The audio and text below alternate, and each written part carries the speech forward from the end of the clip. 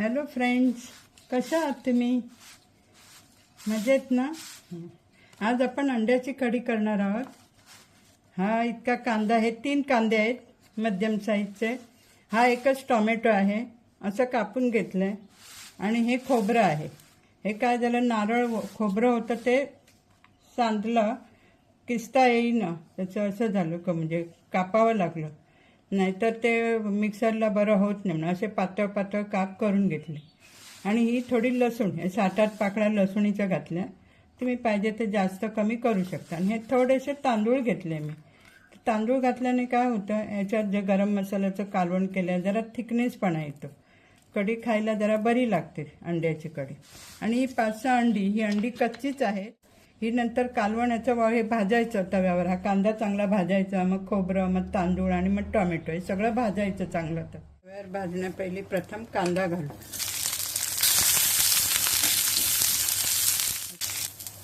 कोरड्या तव्यावरती जरा लवकर भाजले असते. काही गडबडीत राहिलं आणि हे आता मला आठवण आली की तांदूळ मी भाजले नाही. ते आता तांदूळ घालतो. कोरड्यात प्रमाण जास्त घालतो. तुम्ही पाहिजे तर कमी खोबऱ्यात पण हे करू शकता. जास्त पण घालू शकतो, पण उन्हाळ्यात ते आंबट असलं की नाही की ते जेवण आंबट होऊ शकतं. म्हणून मी एकच घातला टोमॅटो. तुम्ही 1 ते 2 घालू शकता, त्याच्यावरती गरज पडत. जरा आंबटपणा जास्त वाढल्याने थोडंसं तेल घालायचं आणि ह्याच्यात गरम मसाला जरा भाजून घ्यायचा. आम्ही घरी केलेला गरम मसाला आहे. दुसऱ्या वेळी गरम मसाल्याची रेसिपी मी तुम्हाला दाखवेन. अर्धा चमचा घालायचा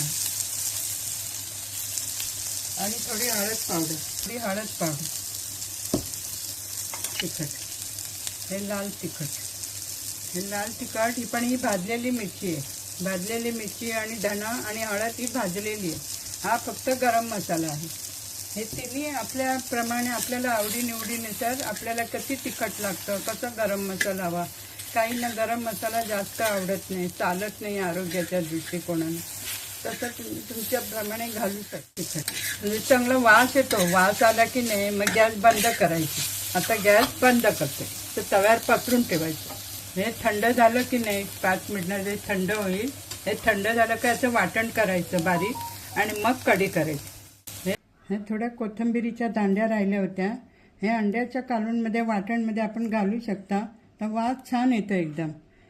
आणि मग पाहिजे तर कोथिंबीर पण घालू शकतो. हे मी होते ना, ह्या दांड्या धुवून घातल्या त्याच्यात. हे बघा, हे वाटण जास्त नाही, थोडं तेल घालायचं. तेल जरा गरम झालं की मग कांदा घालायचा.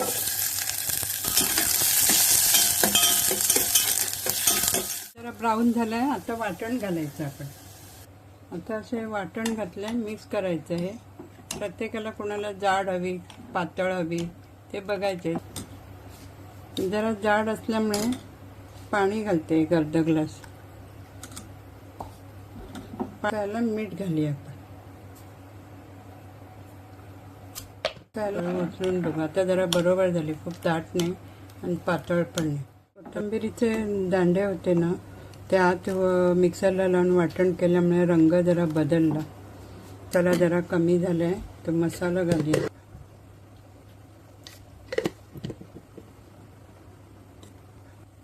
अंडी एक असं वाटीत फोडून घ्यायचं. हे वेगवेगळी अशी अंडी फोडून घ्यायची आणि त्या अंड्यांवरती मीठ घालायचं.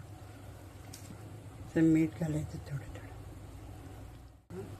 हे अंडं असं घ्यायचं आणि अलगद असं खाली तळाला सोडायचं. परत हे अंडं घ्यायचं आणि अलगद दुसऱ्या बाजूला सोडायचं. हलवायचं नाही. असं हे अंडं घेतलं, परत हे अंडं घ्यायचं आणि आता ह्या बाजूला सोडायचं. परत दुसरं अंडं घ्यायचं. ह्याच्यावर सगळ्यांवरती मी मीठ घातले थोडं, कारण मग ते एकदम मळणं लागतं. तर ह्या बाजूला पुन्हा घ्यायची. तर इथे मधोमध सोडायचं. आता हे असंच मंद गॅसवर शिजवून घ्यायचं. आता अजिबात हलवायचं नाही. 5 मिनटं असंच शिजवायचं. अंडी आतल्यात गरम कढी असल्यामुळे शिजून जातील. आणि मग एक 5 मिनिटांनी आपोआप ती वरती चमच्याने हलवायची.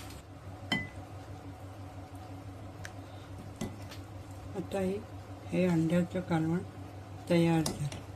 ही अंडी अशी अख्खं खायला आपल्याला मिळतं जेवणातनं. त्याचा पांढरा पण पल्प मिळतो आणि लाल पण पल्प मिळतो. असं शिजून झाल्यावर असं मोठं अंडं मिळतं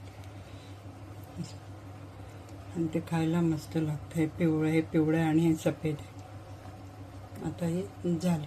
आपण हे ट्राय करा मुद्दाम, बघा ही कशी लागते ते. याला गरम मसाला पाहिजे आणि जरा तांदूळ भाजून घालावे लागतात. एकदम मस्त लागतं कढी.